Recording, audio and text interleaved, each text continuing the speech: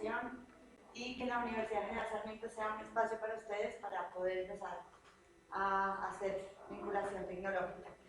Hoy tenemos la presentación del doctor Lionel Chacharelli, seguido por el doctor Ezequiel Puig de Colonia, y posteriormente, después del coffee break, vamos a tener la presentación del diseñador industrial Sebastián Salas, de laminados reforzados S.A.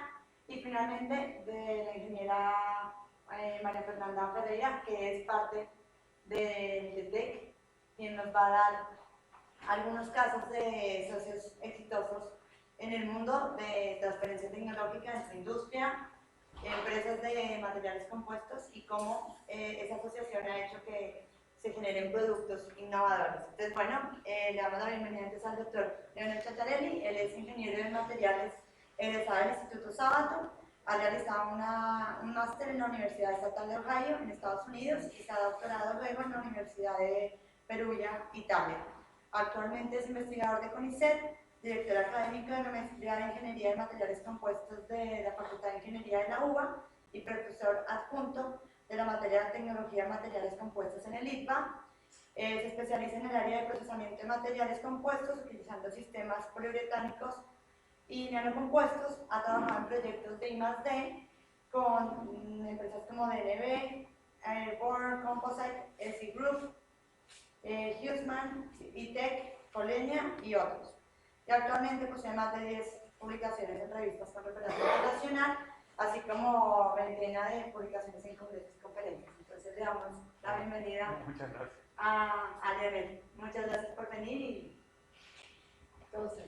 Bueno, muchas gracias Sandra, agradezco muchísimo a Sandra y a Fernanda que hacen este trabajo, Franco también está ahí, a todos los organizadores. Creo que es muy importante reunirnos, conglomerarnos, hacer este tipo de charlas y difundir el conocimiento en el área de materiales compuestos. Antes de empezar con la presentación, muchos de ustedes los conozco, otros no, porque yo preparé, digamos, unas diapositivas y quería saber un poco, digamos, creo que acá están los estudiantes, ¿no? Ustedes por allá son estudiantes, son ingenieros. ¿Cómo? Estudiantes, creo que voy a hablar un poquito, digamos, de la parte de introducción para que se vayan sintonizando. Creo que se conglomeraron los expertos acá y los estudiantes del lado de acá, pero bueno, no quiero que esto sea unida, o sea, puede ser unida de vuelta, o sea, si me quieren interrumpir, interrúmpame, no hay ningún problema. ¿Okay? Bueno, la idea, digamos, de esta charla es hablar un poquito de generación y transferencia de conocimiento y tecnología en el área de materiales compuestos. El contenido, voy a ver un poquito una introducción, digamos, a lo que es los materiales compuestos, muy por arriba, algo, digamos, de procesamiento para sintonizarnos nada más. Voy a hablar de la maestría en Ingeniería de Materiales Compuestos en la FIUBA, y después voy a hablar sobre 3 casos, digamos, de transferencia tecnológica. Uno, digamos, en industria deportiva, digamos, casco de polo, en la otra, digamos, sería la industria de construcción, espumas nanoestructuradas, y la última, digamos, en la industria automotriz. Vamos a hacer digamos, ¿qué son los materiales compuestos? ¿No? Esta es una de las primeras preguntas. Para trabajar con los materiales compuestos uno tiene que conocer justamente las 3 familias fundamentales de materiales, digamos, los metales, los polímeros y los cerámicos. Los materiales compuestos son justamente las combinaciones de este tipo de materiales. De acuerdo, digamos, uno del material compuesto lo considera como una matriz, un refuerzo y una interfaz. Las grandes familias de materiales compuestos se dividen de acuerdo a la matriz, el tipo de matriz. Entonces tenemos los MMC, que son de matriz metálica, los FRP, digamos, de matriz polimérica, y los CMC de matriz cerámica. La presentación de hoy, ustedes van a ver que en la mayoría del gremio, digamos, de industria de materiales compuestos, trabajan sobre matrices poliméricas. Pero no, digamos, no le resten importancia a las otras 2 ramas, digamos, son muy relevantes, las de matrices metálicas y las de matrices cerámicas. En esta presentación, digamos, es todo, digamos, sobre todo en la parte, digamos, de los FRP. Entonces, fíjense, digamos, ya cuando uno habla de compuestos, uno tiene que tener en la cabeza de que tiene que tener profesionales que sepan, digamos, de toda esta área de materiales. Por eso es muy relevante, digamos, tener un conocimiento muy profundo de los materiales, no solo, digamos, metales, que es tradicionalmente, digamos, lo que se aprende en las universidades, sino también de cerámicos y polímeros. ¿Cuál es la característica más relevante? O sea, ¿por qué hacemos estas combinaciones? No voy a hablar un poco de las definiciones de material compuesto y demás, pero el objetivo esencial es justamente las propiedades específicas. Ustedes acá tienen un gráfico de... Este es uno de los tantos diagramas de Ashby, en los cuales, digamos, son los diagramas a partir del cual se hacen, digamos, selecciones de materiales. Al día de hoy, estos diagramas están incorporados en software, como el Set Selector, donde uno puede seleccionar el tipo de material en función, digamos, de las propiedades. Fíjense, acá tenemos un gráfico del módulo de Young en función del CIA. Ustedes pueden tener gráficos de las propiedades que deseen. Pero fíjense, digamos, cuando uno ve las diferentes familias, espumas, metales, etc., los materiales compuestos se resaltan justamente por las propiedades específicas, elevadas propiedades específicas. ¿Qué significa, digamos? Cualquier propiedad, ya sea módulo de Young, ya sea resistencia, cuando uno lo normaliza, lo divide, digamos, en función de la densidad, van a ser valores elevados. Esa es la característica más distintiva. ¿Y eso qué genera? Bueno, justamente genera esto, digamos. Menor consumo energético. Digamos, esa es una de las propiedades fundamentales. Ahora, ¿pero qué sucede, digamos? Porque esto tiene un costo. Bueno, el costo tiene que ver con la anisotropía. O sea, para generar este tipo de materiales, tenemos que generar estructuras que son muy anisotrópicas. O sea, los refuerzos, ustedes tienen que tener en la cabeza que los refuerzos, o sea, el material fundamental de los materiales compuestos, por ejemplo, para un caso de una matriz polimérica y un refuerzo cerámico, por ejemplo, una fibra de vidrio, estamos hablando de eso, de fibras unidireccionales. Entonces implica que la propiedad que yo busco, digamos, el refuerzo, lo que me da la resistencia, da solo en una dirección. Esa es una de las características esenciales de los materiales compuestos. ¿Y qué sucede? Por ejemplo, el caso de aluminio, ¿no? En el caso de aluminio tenemos un módulo para, digamos, para una viga que no va a cambiar, el módulo elástico no cambia en función de la dirección. O sea, tanto en longitudinal como en transversal, el 70 llega a pascales y chao, no hay diferencia. Para los materiales compuestos es completo, digamos, las variaciones pueden ser muy significativas. O sea, en una dirección podemos tener un módulo y en otra dirección podemos tener 10 veces menos ese módulo. ¿Por qué? Porque justamente, en este caso en particular, la fibra, esto es una material de fibra de carbono con una matriz epoxi, está orientada en la sección longitudinal. ¿Okay? Ahora, esto nos da la gran ventaja de que podemos justamente diseñar el material en función de las cargas, pero nos da la gran ventaja de que justamente, digamos, tenemos que tener una complejidad de diseño mucho más alta. ¿Qué significa? Por ejemplo, este es el caso que yo doy. Lo que ven arriba es Henry Ford en 1941, que era un tipo que estaba muy adelantado a su época. Ahí lo que está haciendo, está golpeando. Eso lo que ven es una estructura, bueno, la parte, digamos, trasera es de acero, ¿no? Pero toda, digamos, la carrocería es de fibra de vidrio. Perdón, son fibras naturales. O sea, ni siquiera fibra de vidrio, fibras naturales con matrices, o sea, con resinas también bio-based. O sea, él había avanzado muchísimo más de lo que hasta el día de hoy, digamos, todavía no se aplica. ¿Qué sucede? Digamos, él ya había tenido la visión de que esto sería el futuro. ¿Por qué? Porque justamente las propiedades específicas son mucho más elevadas. Pero ¿por qué, digamos, no, en esa época no se introdujo esto? Digamos, ¿por qué el día de hoy, hasta el día de hoy, o sea, no tenemos autos fabricados de estas características?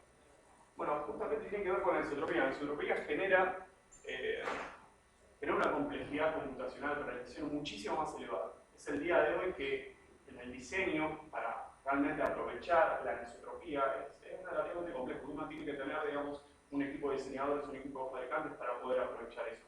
En esa época, esas estructuras que fabricaban, las fabricaban de forma cuasi isotrópica. Es decir, hacían los laminados de forma tal de que sean similares al acero.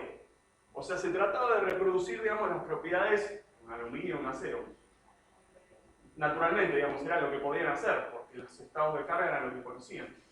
Pero justamente eso es lo que no permitió que de alguna manera los materiales compuestos se incorporen en forma masiva. Eso el día de hoy, digamos, está cambiando drásticamente. ¿Se entiende el concepto?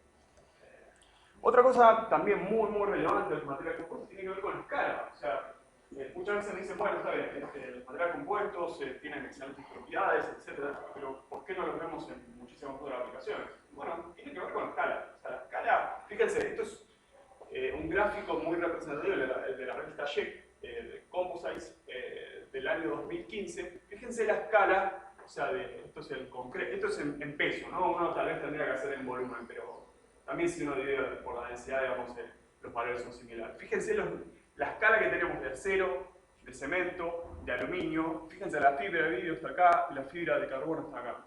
sea, los principales insumos, digamos, de... Las resinas acá, las matrices no estoy hablando, pero para que tengan una idea. O sea, nosotros tenemos una infraestructura, o sea, tenemos un sistema que está preparado para la utilización de ciertos materiales, que son concreto y acero. La escala es lo que permitió que los precios se reduzcan, digamos, tan de forma significativa.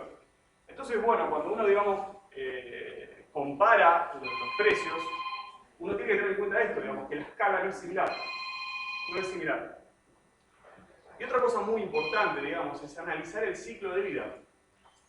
¿Qué significa esto? O sea, los materiales compuestos tienen una característica que cuando uno analiza el ciclo de vida, o sea, el inicio de la pieza, o sea, del material hasta el final, entonces ahí sí, digamos, uno puede realmente considerar la ventaja económica. Porque muchas veces, ¿qué sucede? Cuando uno trata de reemplazar un material tradicional por un material compuesto, la primera barrera que surge es el costo inicial. Pero claramente, si uno hace un análisis digamos, de ciclo de vida, es decir, por ejemplo, la resistencia a la corrosión, por ejemplo, si es una estructura como la que hace CME de invierno, digamos, en plantas químicas, si uno analiza a ver en cuánto me dura la estructura de 20 años, cuántas veces tengo que cambiar la estructura de CME, sí que conviene. ¿Okay? Entonces eso es algo muy importante. Y otra cosa, el término de transporte, o sea, tenemos toda una infraestructura, o sea, es impresionante cuando yo voy por la autopista, veo los camiones enormes, digamos, de toneladas y toneladas, digamos, está toda la infraestructura preparada para eso. Y justamente, digamos, podemos ahorrar muchísima energía si incorporamos cada vez más este tipo de materiales. Bueno, aplicaciones, no hay mucho detalle, digamos, es un libro de la estadística en Mazunda, digamos, lo más importante, digamos, es en la parte de construcción y transporte, o sea, el peso fuerte, digamos, de las aplicaciones. Bueno, esto es en forma internacional, pero acá algunas aplicaciones a nivel nacional. Algo muy lindo e interesante es lo que está fabricando Finagro en Campana. Estos son los barrales, digamos, de las fumigadoras en fibra de carbono. Algo muy lindo, digamos. También los recipientes a presión. Fadea está fabricando piezas en Córdoba, está fabricando piezas para el KC390. Algunas piezas del subte también son fabricadas, creo que acá hay gente que después va a hablar un poquito más en detalle de eso. También tenemos la gente de CME, que ha fabricado, por ejemplo, el techo de Repsol YPF, ellos lo han fabricado, o sea, tenemos una industria. Y bueno, toda la industria naval también, náutica, más que naval, digamos, bastante fuerte, ¿no? Seguramente hay otras industrias que no puse acá, aplicaciones, disculpen, pero bueno. Un poquito de tecnologías de procesamiento. Acá ven algunas de las principales tecnologías de procesamiento. Empezamos con laminación manual. Ese es un gráfico que pueden ver de, digamos, del volumen de producción en función de performance. Tenemos laminación manual con, digamos, la menor producción en volumen y menor performance. Tenemos por aspersión, por infusión, moldeo por transferencia de resina. Bueno, prepreg, autoclave. Acá tenemos un gráfico de las principales, digamos, aplicaciones. Fíjense que digamos, una de las principales es básicamente SMC, PMC, o sea, de muy alto volumen, donde se produce para la industria automotriz, o sea, por ejemplo, la parte frontal, digamos, del auto, techos, etc. Eso acá en la Argentina no es tan, digamos, las industrias terminales acá no fabrican tanto, pero en Brasil, por ejemplo, los camiones y demás es un poquito más desarrollado. Pero bueno, ahí tienen, digamos, alguna torta, es del 2001, está un poquito desactualizada, pero más o menos, digamos, en términos generales, SMC, BMC y, digamos, los termoplásticos reforzados con fibra corta se llevan bastante, digamos, de la torta de producción.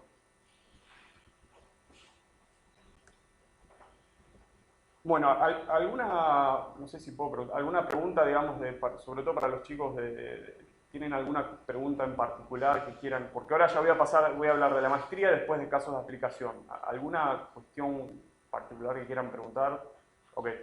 Bueno, muchos de ustedes están por recibirse, otros ya están recibidos, ya tienen su carrera. Nosotros este año empezamos formalmente, digamos, con la maestría en Ingeniería de Materiales Compuestos. Se creó por iniciativa de la doctora Vázquez en el año 2013. Digamos, burocráticamente, costó bastante, digamos, no sé cómo hizo la doctora como para lograr, digamos, entrar en la Facultad de Ingeniería de la Universidad de Buenos Aires, pero lo logró.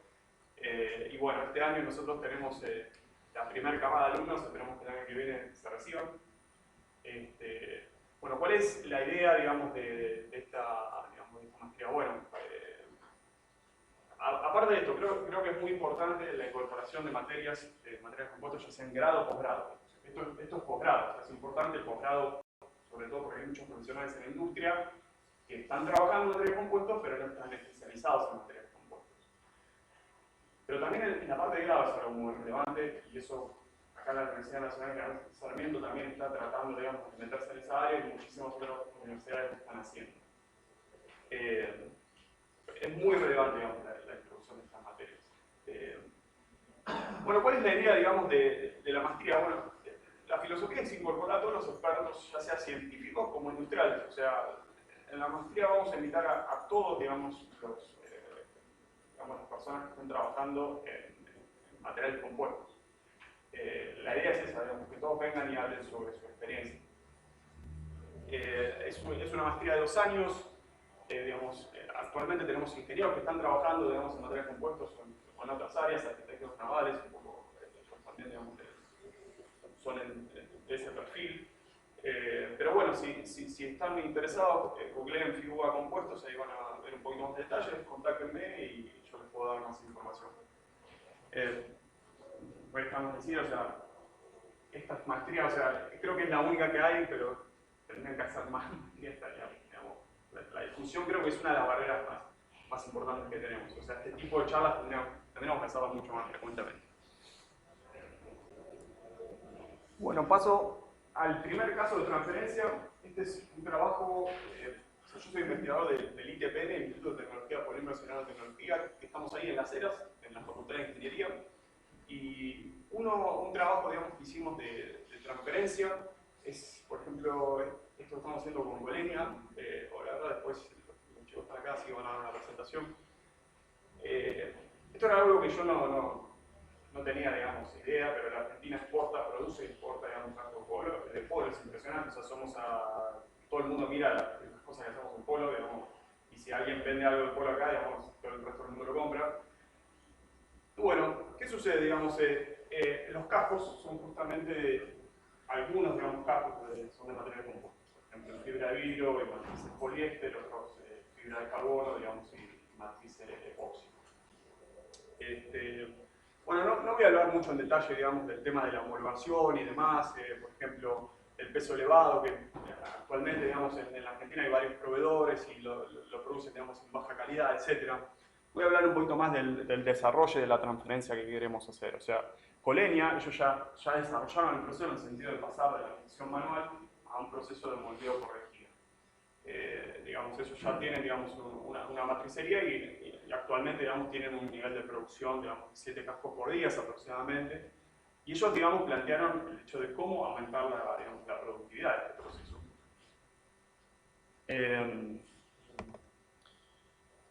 Bueno, básicamente acá surge porque, digamos, hay 2 cuestiones clave que planteamos. Digamos, el aumento de la tenacidad y la reducción del tiempo de ciclo.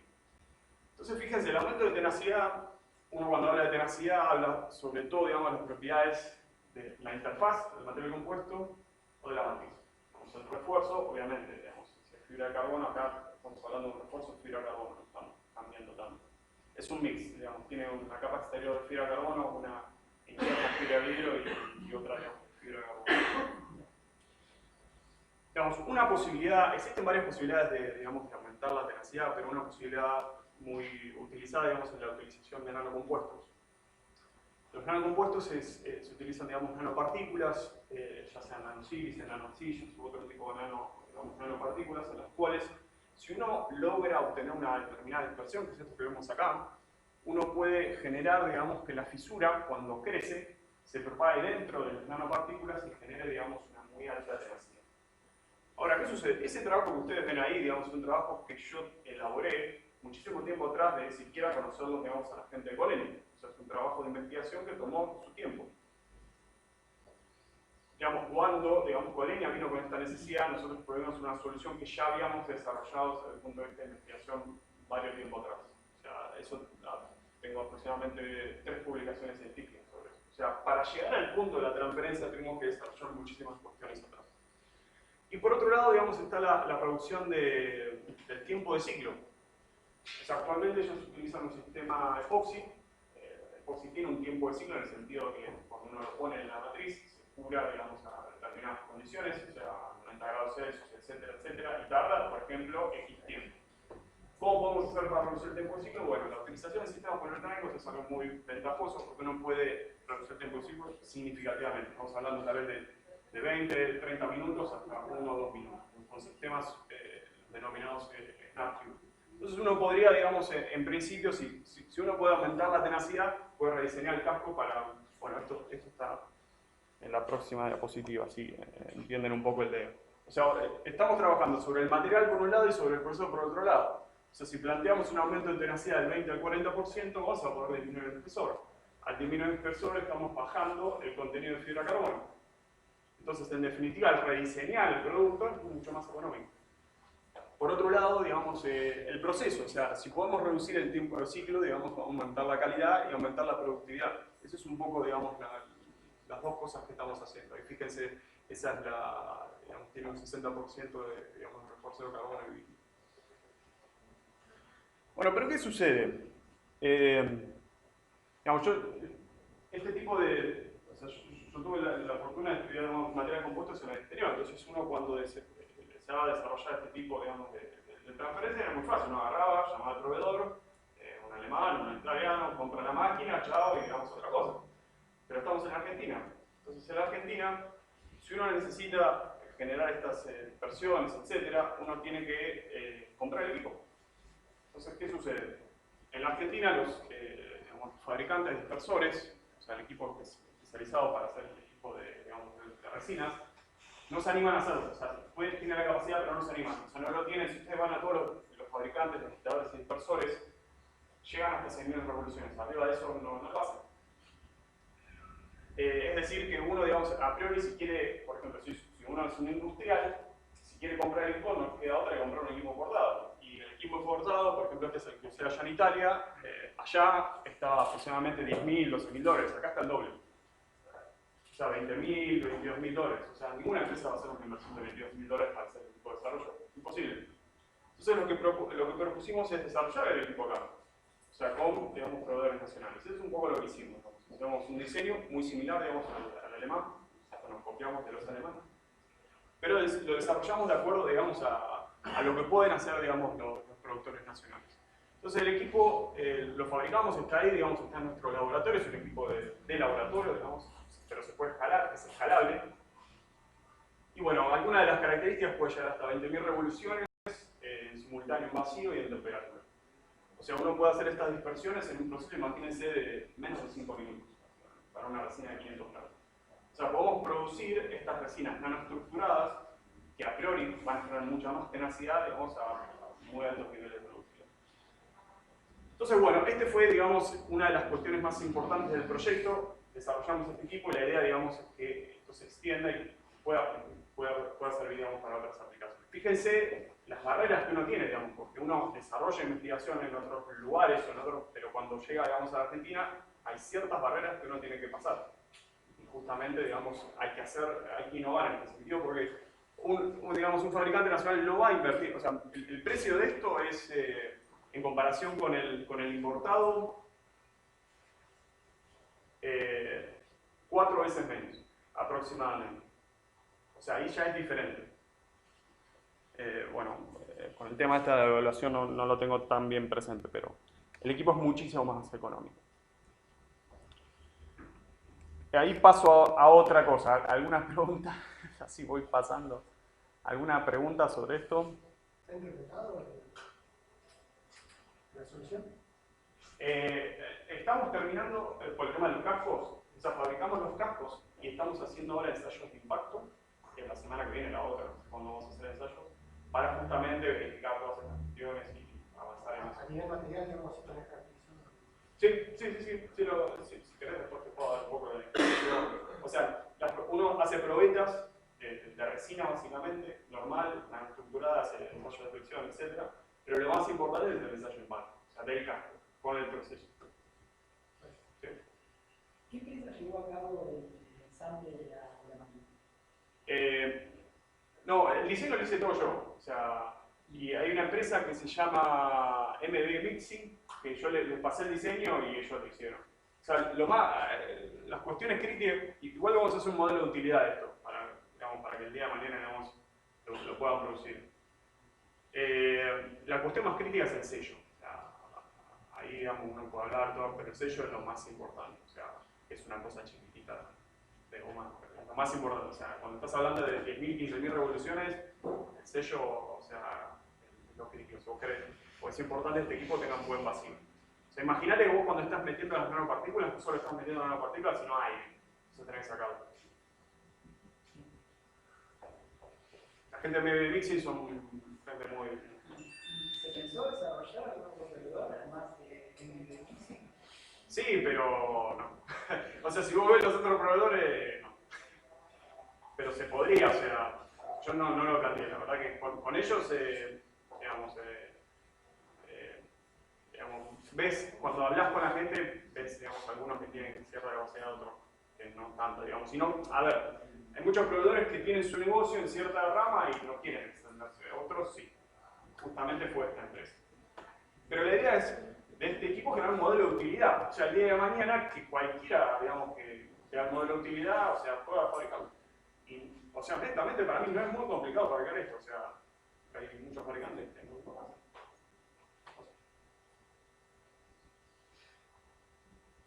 ¿Una pregunta? Paso al otro caso. Bueno, el otro caso es en la industria de la construcción. O sea, en este caso estoy un poquito más en la parte de investigación y desarrollo que la transferencia per se. O sea, bueno, van a ver un poco digamos, la diferencia. ¿Qué son estos paneles prefabricados? Bueno, acá en la Argentina, bueno, ahora les voy a explicar un poquito, digamos, el mercado argentino. Pero estos paneles, hay muchísimos tipos de paneles, digamos, imagínense que son núcleos de 30 milímetros, 40 milímetros, depende digamos, de la aplicación, que puede ser de poliestireno expandido, puede ser de poliuretano, de PIR también, que es una variante, poliisocelurato y otros tipos de materiales.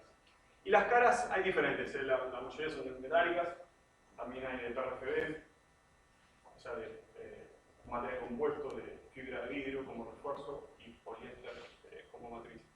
Las aplicaciones de estos paneles, muchísimas. Cámaras frigoríficas, o sea, ¿cuál es la característica esencial? Digamos, al utilizar sobre todo, digamos, espuma de poliuretano, la eficiencia energética, o sea, es mucho más elevada. O sea, el valor K, la transferencia de calor es mucho más producido. Entonces, últimamente, o sea, sobre todo el año pasado, este año, digamos, este tipo de construcciones ha tomado una relevancia muy importante en la Argentina. Porque el año pasado el precio de la energía era regalado, pero hoy no. Entonces, muchas empresas están pensando justamente en utilizar este tipo de sistemas para fabricar. Por ejemplo, los hospitales de atención temprana, que hizo Scioli acá en el Provincia de Buenos Aires, están fabricados con esto. Y hay muchas otras aplicaciones. Bueno, ahora les explico, sobre todo en la parte ovina, ¿no? O sea, las granjas, además, mantener la temperatura para aumentar la productividad. Ahora les explico un poco más de lo que es el mercado argentino. O sea, en el mercado argentino tenemos, no toda, pero más o menos algo de lo que es la cadena de valor para producir, digamos, estos paneles prefabricados. Fíjense, tenemos tanto importación o sea, las espumas se fabrican con un componente que se llama isocianato. Y hay dos tipos, que es MDI y TDI. Nosotros fabricamos TDI en periodo tercero, que es bastante complicado, pero lo fabricamos, e importamos muchísimo. O sea, 15.000 toneladas importamos esto en el 2015. Para fabricar sobre todo colchones, pero bueno, algo se usa para construcción. También, digamos, tenemos producción de poliodres, DAO, digamos, ahí en San Lorenzo produce, algunos me podrían quejar que no, pero se produce. Hay productores. También hay transformadores, o sea, es decir, que agarran estos componentes y fabrican los paneles. O sea, tenemos al menos 3 transformadores grandes, o sea, que tienen procesos de producción continua. Porque cuando uno habla de paneles prefabricados, lo importante no es producir un panel, sino producirlo en forma continua para bajar drásticamente los costos. Y en Argentina tenemos 3 fabricantes. O sea, tenemos la cadena de valor presente en la Argentina. Más o menos, o sea, pero hay un productor, etc. Entonces eso implica que podemos agregar valor, sobre todo desde el punto de vista de la investigación. Digamos, ¿qué es lo que se plantea? En este caso, de vuelta, la parte nanoestructural, sobre todo el núcleo. No tanto las caras tal vez no es tan relevante, como muchas veces las caras son metálicas, sino el núcleo. Es decir, el núcleo tiene una característica que puede ser, por ejemplo, el proletano puede ser una densidad en el centro de 35-40 kilogramos por metro cúbico. Si uno logra, con una determinada resistencia. Ahora, si uno logra aumentar la resistencia específica de este material, manteniendo, disminuyendo la densidad, justamente ese material va a ser mucho más apto y mucho más económico. ¿Se entiende el concepto? Para realizar esto, uno puede utilizar, digamos, muchísimas metodologías.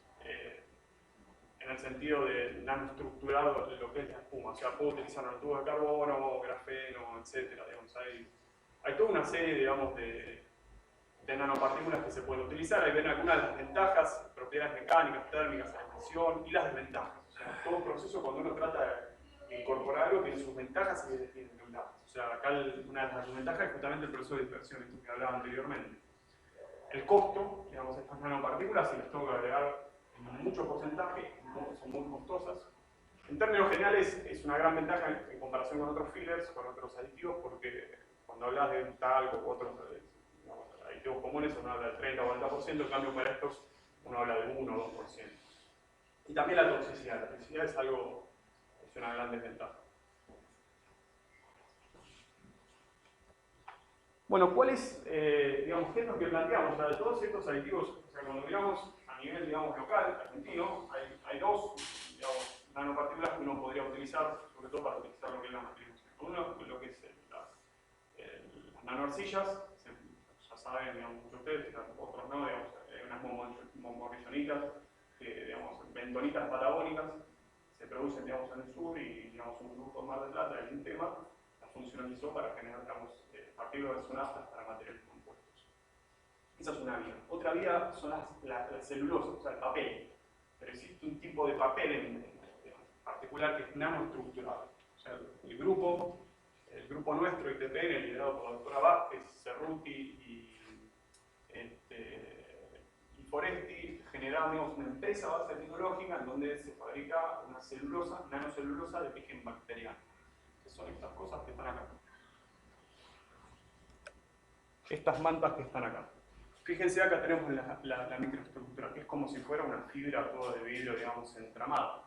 Entonces, justamente, a diferencia de todos los otros aditivos, nanopartículas, esto tiene menor densidad y la resistencia es muy alta. O sea, la resistencia de esas fibras que ven ahí puede ser similar a la de Kepler.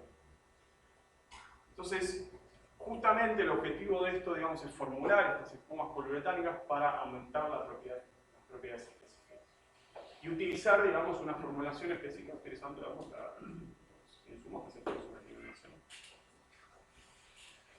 Estamos en la etapa, digamos, más bien de investigación y desarrollo más de que transferencia.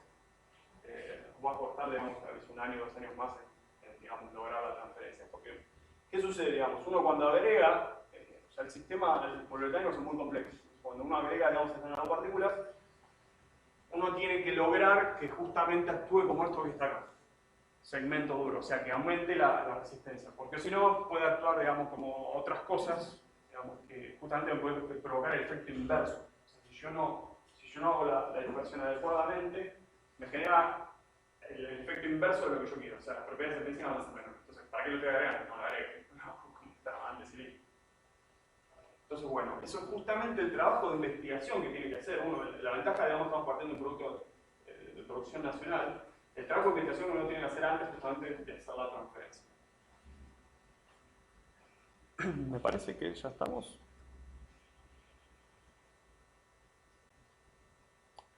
¿Alguna pregunta de esto? Ya voy a pasar al caso final.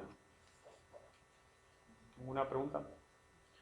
Bueno, este caso final, o sea, tiene que ver con, más bien, digamos, con mi experiencia en el exterior, más que con algo nacional. Digamos, ojalá, digamos, el día de mañana pueda transferirlo, digamos, a nivel nacional.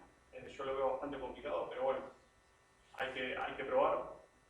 Pasemos a la industria automotriz. O sea, estuvimos en deporte, en construcción e industria automotriz.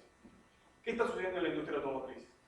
Actualmente a nivel mundial, en Europa y en Estados Unidos, si ustedes se fijan, el peso del Golf 1, esto es una pregunta que le hago, o sea, el peso de los autos, ¿aumentó o disminuyó en estos últimos años?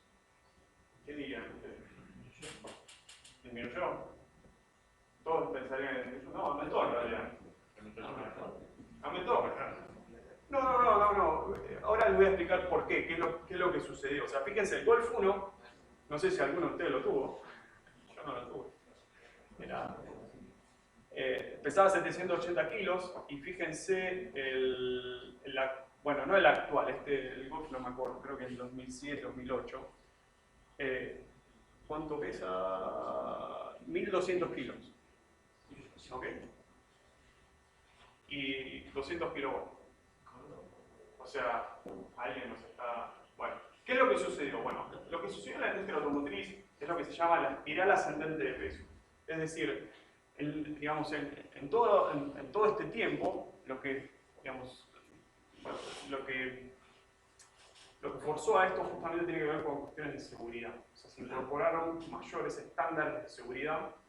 Entonces eso genera toda una espiral ascendente. ¿Por qué? Porque cuando uno, digamos, incorpora, no sé, el sistema airbag, ABS, o etcétera, uno tiene que hacer un cambio del chasis, un cambio digamos, del PIB, un cambio del chasis. Y para tener la misma performance uno tiene que tener mayor potencia en el motor. Y justamente para tener la misma autonomía uno tiene que tener un tanque de nafta más grande. Bueno, eso genera toda una espiral ascendente de peso.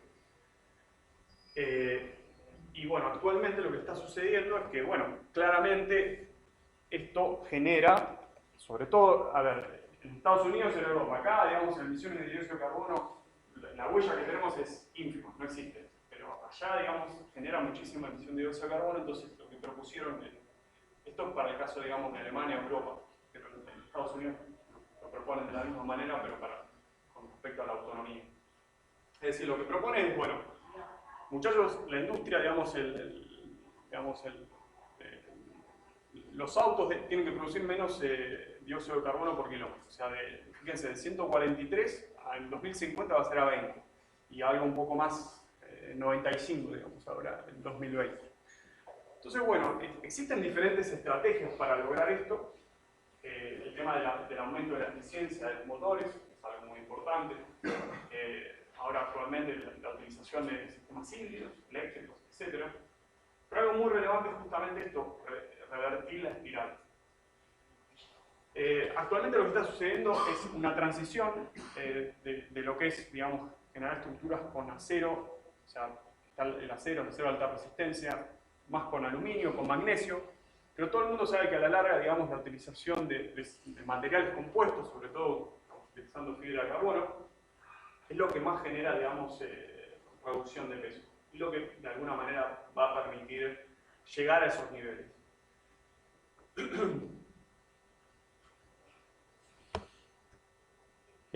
Bueno, básicamente eso sería, digamos, el objetivo, ¿no? Cuando uno, digamos, disminuye el peso, entonces puede, digamos, trabajar sobre los otros sistemas para generar, digamos, una reducción de peso de todo, digamos, de todo el auto. Este es el proyecto en el cual estuve involucrado. Fíjense, o sea, lo que se hizo es justamente uno de los grandes problemas, ahora ya está resuelto, uno de los grandes problemas que tenía la industria automotriz, la industria de materiales compuestos, es generar piezas a muy altos volúmenes de producción. O sea, todos estos procesos que yo hablé anteriormente, la animación manual, RTM y demás, digamos, 10 años atrás, 15 años atrás, digamos, está probado de que se pueda producir, por ejemplo, 2 piezas o una pieza por cada 2 minutos, por ejemplo. Digamos, son los niveles que se utilizan, sobre todo en la industria automotriz, y los proyectos, el proyecto Ivocom en Europa y el TCAPS en Estados Unidos, también en Europa, justamente el objetivo era ese, digamos, incorporar tecnologías de altos volúmenes de producción. Fíjense, digamos, todos los partners que estuvieron involucrados. O sea, hay una integración, esto es algo muy similar a lo que pasa acá, digamos, con ARSEC, una integración, digamos, de lo que es la industria y, digamos, los grupos de investigación. Bueno, hubo varias, estos son los varios demostradores, o sea, actualmente, digamos, por ejemplo, yo voy a hablar un poquito nada más, digamos, del pilar B, que fabricamos, digamos, el pilar B actualmente depende, digamos, de la marca, ¿no? De la marca, si es Ford o Chevrolet, pero muchos lo fabrican con PRB, que es básicamente, imagínense aceros, diferentes tipos de aceros que están prensados a alta temperatura y después hacen templados específicos para que genere, digamos, un gradiente de resistencias específico. O sea, la resistencia máxima tiene que estar en el centro porque el pilar B, o sea, el objetivo más importante del pilar B es cuando hay un vuelco que no, digamos, no se comprima la estructura. Entonces, bueno, básicamente en el proyecto utilizamos o sea, un proceso de RTM utilizando sistemas poliuretánicos, o sea, es un RIM, en realidad RIM RTM, para justamente aumentar muchísimo la productividad, o sea, ir más allá, digamos, de los niveles actuales. O sea, pasar de este producto, de metal o acero, a, digamos, uno de fibra de carbono de matriz poliuretánica. Asimismo, digamos, había varios sistemas que, digamos, los dos sistemas más importantes que competían en el proyecto eran justamente este que estoy hablando y los autorreforzados. Los autorreforzados son básicamente, imagínense, telas de polipropileno o, digamos, otro material, digamos, entrelazadas con fibra de carbono y prensadas a alta temperatura y, digamos, altas presiones. Eso genera un material compuesto, uno se denomina autorreforzado, y ambos procesos en el proyecto competían, digamos, para fabricar estas piezas. O sea, por un lado uno tiene, digamos, un proceso de inyección RTM, que es el que vemos acá, digamos, con una inyectora RIM y con una matriz de tipo Rocktool. O sea, una de las cuestiones también muy importantes es cómo calentar y enfriar, digamos, las matrices. Son matrices de tipo cerrada en menos de 30 segundos. O sea, llegar a 120 grados Celsius a esa temperatura, así enfriarlo también.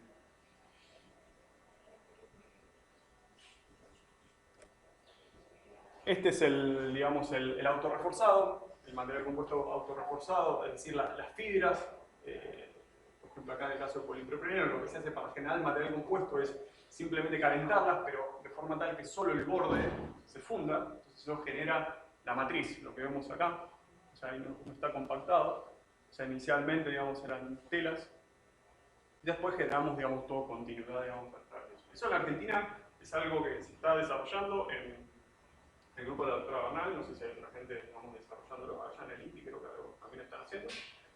Pero creo que es muy promisorio y es algo que tenemos que aspirar. O sea, son muy fuertes en la parte termostable, pero también la termoplástica creo que tendríamos que aspirar un poquito más. Bueno, muchísimas gracias. ¿Preguntas? ¿Algunas de las cosas? ¿Por qué te parece, Leonel, que va a ser más complicado de implementar en Argentina? Porque justamente, o sea, uno cuando, el tema es así, en materiales compuestos, uno tiene, cuando ve las industrias, en general están como separados. O sea, los que trabajan en termoestables están separados de los que trabajan en termoplásticos. Entonces, ¿qué sucede? La curva de aprendizaje, porque uno cuando, digamos, trabaja un proceso, uno empieza a circular lo que es la curva de aprendizaje. Que de acuerdo a cómo vayas aprendiendo, vas a empezar a crecer de acuerdo a lo que hagas. Y la realidad es que son diferentes. O sea, para termostable y termoplástico son diferentes curvas de aprendizaje. Entonces eso es lo que sucede. Si vos estás trabajando, digamos, para la parte termostable, pasarte, digamos, o sea, el punto de vista técnico. O sea, te olvidás de la impregnación, pero ahí lo más importante es la compactación. Cosa que no le dabas importancia en termostable. Es importante la compactación, pero no es tan importante. Digamos, lo más importante es la impregnación. Y acá en la Argentina, digamos, no tenemos eso, digamos, todavía tan desarrollado. O sea, yo no he visto muchísimas empresas que fabriquen, por ejemplo, algo tan simple como una valija. O sea, eso que ven ahí lo utiliza Samsonite para fabricar valijas. Digamos, la valija Samsonite está fabricada con polipropileno. Y nosotros, o sea, tenemos un gran potencial, porque nosotros producimos polipropileno en Bahía Blanca y se perfila, si digamos el tema de los no convencionales, digamos, tiene algo importante, pero se produce mucho gas, vamos a ser unos productores importantes, en teoría, digamos. Eso es lo que dijo la gente de Dow, de polipropileno. O sea que podríamos producir materiales compuestos, pero hasta el día de hoy, digamos, ni siquiera llegamos a eso. Estaría bueno fomentarlo.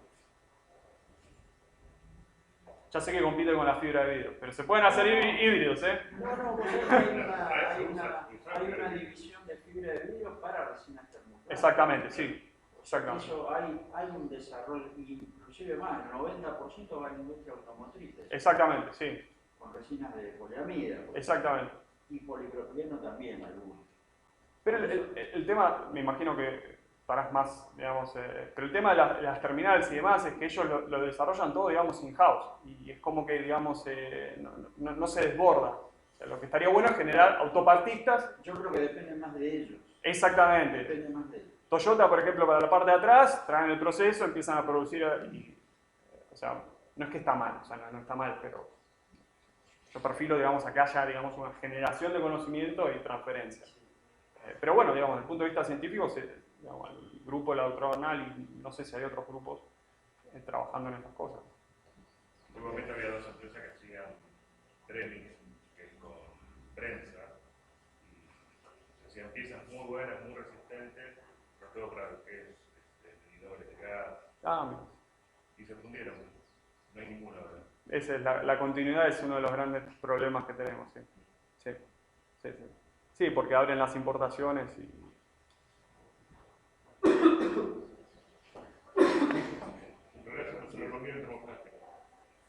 Pueden seguir, o sea, los expertos acá también pueden hablar, o sea, pueden criticar, no hay ningún problema, o sea, si alguno conoce... Sí, ahí se animó, vamos todavía. Sí. Habiendo tenido tan buena experiencia en el exterior, ¿qué te trajo de nuevo acá a investigar en el CONICET acá en Argentina? Y yo veo que ahora, sobre todo el CONICET, cambió muchísimo. O sea, unos años atrás, o sea, yo estuve en el sábado es ahí en la CONEA. O sea, yo lo primero digamos, que trabajé en materia de compuestos fue la parte de autoclave, algo muy interesante, con Alfredo. Pero cuando estaba ahí, o sea, en esa época, me di cuenta que había mucha de la parte científica, muy poca transferencia. Cuando lo que veía, digamos, no me gustaba mucho. Y bueno, con las experiencias que estuve en el exterior, o sea, me di cuenta de que justamente se hacen las dos cosas afuera. O sea, tanto en Estados Unidos como, o sea, uno hace investigación y transferencia. O sea, y lo que veía acá un poco, digamos, era más investigación y transferencia y desarrollo aparte. O sea, es como que no estaban en el mismo lugar. Pero no, en los últimos años, o sea, yo volví hace 2 años y yo vi desde afuera había un cambio muy, muy relevante. Sobre todo, si ustedes se fijan, el CONICET, digamos, crear una dirección de vinculación tecnológica es algo muy, muy importante. Porque, o sea, yo soy investigador, digamos, mi trabajo fundamental es investigar, hacer transferencias, pero yo necesito una dirección de vinculación tecnológica para patentar y demás. O sea, el investigador no le puedes exigir que haga absolutamente todo. Entonces, uno necesita más y más herramientas. Ahora, cuando el CONICET, digamos, se generó, sobre todo se generó el MinSIT también, digamos, esas cosas te dan, digamos, indicios de que no es solo investigación desde el punto de vista de hacer papers que queden, digamos, ahí, sino que también, digamos, eso se pueda transferir. Eso es lo que a mí me gustó, digamos, lo que a mí me llamó la atención. El día de hoy creo que es diferente la cosa. O sea, están conviviendo las dos cosas. Igualmente, es como que yo desde el lado de la industria veo como que falta industria para el desarrollo que ustedes, bueno, en general... Eso es lo que estamos haciendo. Eso es lo que estamos haciendo. O sea, fíjate con el tema del dispersor. O sea, a mí me hubiera encantado agarrar directamente y hacer los nanocompuestos y ensayarlos y a otra cosa. Pero no, tenés que desarrollar la tecnología. Y en termostales también. O sea, por ejemplo, ¿aspersoras fabricamos en Argentina? No. ¿Equipos RTM? ¿Equipos de infusión? ¿Es fácil conseguir fibra de carbono? No. Entonces, bueno, estamos justamente en ese camino. O sea, tenemos que generar un mercado. La semana pasada estuve en la conferencia de Viento Energía, en la parte de energía eólica, ¿no? ¿Y qué pasó? Digamos, ahí, digamos, en generadores de alta potencia, de tipo horizontal, la producción de las palas, estamos hablando de palas de 40 metros, sería, digamos, un gran desarrollo argentino. La empresa que la fabrica, IMSA, trató de hacer el desarrollo, no se sabe muy bien qué pasó, no siguió para adelante y el día de hoy, digamos, las está importando. O sea, perdimos, digamos, ese tren, lo perdimos de alguna manera. ¿Y por qué? Justamente por esto, digamos, falta más charlas, falta más conocimiento, más difusión del conocimiento. O sea, la idea también en la maestría es contactar a la gente del IMSA para ver, o sea, ellos tenían un área de materiales compuestos, bueno, no la tienen más, para ver qué pasó. Y es no posible que te lo digan, digamos. De forma tal de que el día de mañana, si alguna otra empresa o otro quiere que empiece de eso, que no empiece de cero. Ese también es algo muy importante. No sé si contesta la pregunta, pero me pongo a divagar y bueno. Sin embargo, tenemos, o sea, tenemos una mano de obra, sobre todo en la industria náutica, que puede llegar a utilizarse, digamos, o sea, si la tecnificamos, o sea, podemos llegar a tener un potencial bastante relevante. Y hay empresas, o sea, fíjense, Quinagro, o sea, Quinagro está exportando, digamos... Lo considero Quinagro como un caso súper exclusivo, una empresa que tuvo una visión en una época muy proyectada a futuro, eran líderes mundiales en el año que acá nosotros apenas laminamos fibra de vidrio con laminando fibra de carbono. Es un caso que... Pero tenemos que aspirar a eso, ¿por qué no? No podemos aspirar a eso. O ese modelo, digamos, de alguna manera replicarlo. ¿Se puede hacer? ¿Qué pasos tenemos que hacer? Falta de decisión política. Por supuesto, pero a ver, la política está muy lejos de lo que es la parte de materiales compuestos. O sea, estamos, pero... O sea, de ese punto de vista estamos, sí, bastante por atrás. Pero ¿qué sucede? O sea, la política le dio un respaldo a lo que es el MinSIC. Vamos a ver qué pasa en estos años. No, yo no sé qué pasa.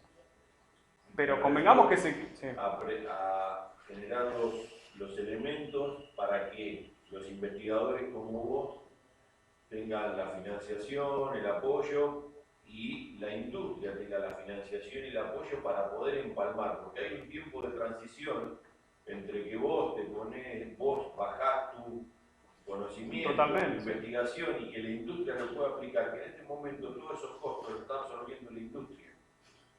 Ese tiempo de desarrollo, que puede ser 1 año, 2, 3, de un proyecto que a veces son.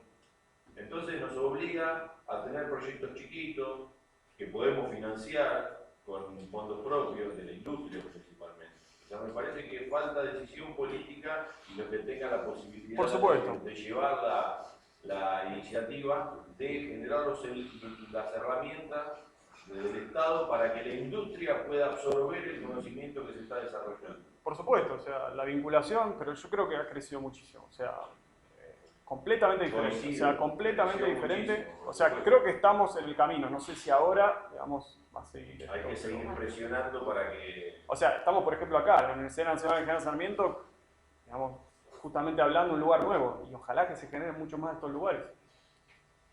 La asociación Almaco, están la gente acá representantes. O sea, algo está cambiando.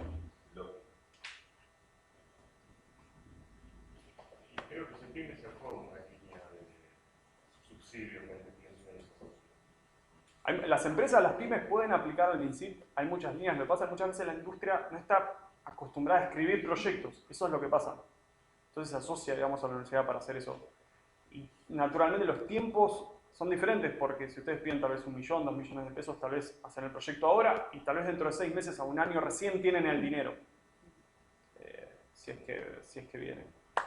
Hay otras líneas también, por ejemplo, yo tengo líneas muy pequeñas, pero con Colenia conseguimos un financiamiento muy rápidamente. O sea, muy poca plata, pero la conseguimos. Ese equipo lo hicimos en muy poco tiempo. Bueno, no molesto. No, muchas gracias. Sí, o sea, de hecho, el proyecto de acá de la universidad, el INTETEC, es doctores para